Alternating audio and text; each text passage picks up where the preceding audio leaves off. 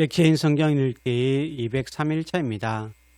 성도 여러분, 성경을 매일 읽고 설교를 매주 들어도 삶이 전혀 달라지지 않을 수 있습니다. 말씀을 모르는 것이 문제가 아닙니다. 말씀을 듣고도 움직이지 않는 것이 문제입니다. 오늘 하나님께서는 우리에게 이렇게 묻고 계십니다. 너는 말씀을 얼마나 들었느냐? 이것이 아닙니다. 그 말씀 때문에 내 삶에서 무엇이 달라졌느냐라고 물으십니다. 사사기 5장에는 하나님의 말씀에 순종하여 헌신한 사람들이 등장합니다. 드보라와 바락이 승리의 노래를 부르면서 가장 먼저 칭찬한 사람들은 능력이 뛰어난 사람들이 아닙니다. 백성이 즐거이 헌신하였으니 여호와를 찬송하라. 그들은 하나님의 부르심을 듣고 자신의 자리에서 일어났습니다. 시간과 힘을 들였고 위험을 감수하며 하나님의 일에 참여했습니다. 그러나 모든 사람이 참여한 것은 아닙니다. 어떤 지파는 깊이 생각만 했고 어떤 사람은 자신의 배와 양떼 곁에 그대로 머물렀습니다. 말씀을 듣고 고민한 것과 말씀에 순종한 것은 다릅니다. 아무리 좋은 결심을 해도 움직이지 않으면 열매는 맺히지 않습니다. 말씀의 첫 번째 열매는 헌신입니다. 사도행전 9장에는 말씀으로 완전히 변화된 한 사람이 등장합니다. 사울은 예수 믿는 사람들을 붙잡기 위해 다메섹으로 가고 있었습니다. 그는 자신이 하나님을 위해 옳은 일을 하고 있다고 확신했습니다.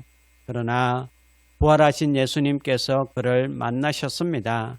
사울아 사울아 네가 어찌하여 나를 박해하느냐. 주님의 말씀이 사울의 길을 막았습니다.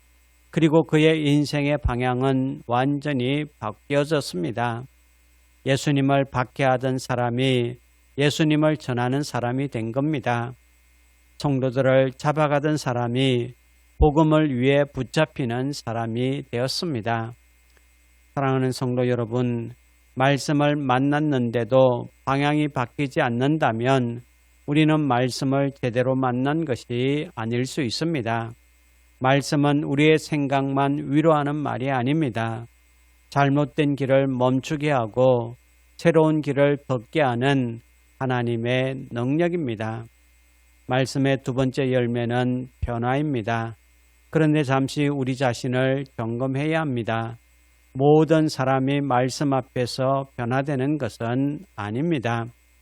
예레미야 18장에서 하나님께서는 유다 백성에게 악한 길에서 돌이키라라고 말씀하십니다.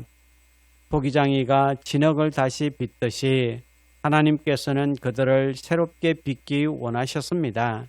그러나 백성들은 대답합니다. 우리는 우리의 계획대로 행하리라. 그들은 말씀을 듣지 못한 것이 아닙니다. 말씀을 듣고도 자기 계획을 포기하지 않았습니다. 이것이 말씀을 거부하는 가장 무서운 모습입니다. 성경을 덮어버리는 것만이 말씀을 거부하는 것이 아닙니다. 말씀을 듣고도 내 방식과 내 고집을 그대로 붙들고 있는 것이 말씀을 거부하는 것입니다. 마가복음 4장에서 예수님은 씨 뿌리는 사람의 비유를 말씀하십니다. 씨는 모두 같았습니다. 하나님의 말씀에는 문제가 없습니다. 그러나 밭이 달랐습니다. 길가와 같은 마음은 말씀을 빼앗겼고 돌밭과 같은 마음은 어려움이 오자 넘어졌습니다. 가시떨기와 같은 마음은 염려와 욕심에 막혀 열매를 맺지 못했습니다. 오직 좋은 땅에 떨어진 씨만 30배, 60배, 100배의 열매를 맺었습니다. 좋은 땅은 말씀을 듣고 감동만 받은 사람이 아닙니다.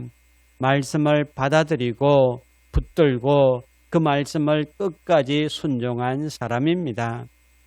사랑하는 성도 여러분, 오늘 말씀을 듣고 무엇을 하시겠습니까? 미루어왔던 순종이 있습니까? 내려놓지 못한 고집이 있습니까? 말씀보다 더 붙들고 있는 염려와 욕심이 있습니까? 말씀을 들었다는 증거는 많이 아는 것이 아닙니다. 말씀 때문에 달라진 삶이 그 증거입니다. 오늘 한 가지라도 순종하십시오. 한 가지 고집이라도 내려놓으십시오. 한 걸음이라도 말씀을 따라 움직이십시오. 말씀의 열매는 감동이 아니라 변화이며 결심이 아니라 순종입니다. 우리 모두 하나님의 말씀을 마음에 받아 헌신과 변화와 순종의 풍성한 열매를 맺는 좋은 땅이 되기를 주님의 이름으로 축원합니다. 이제 오늘의 성경을 함께 읽겠습니다.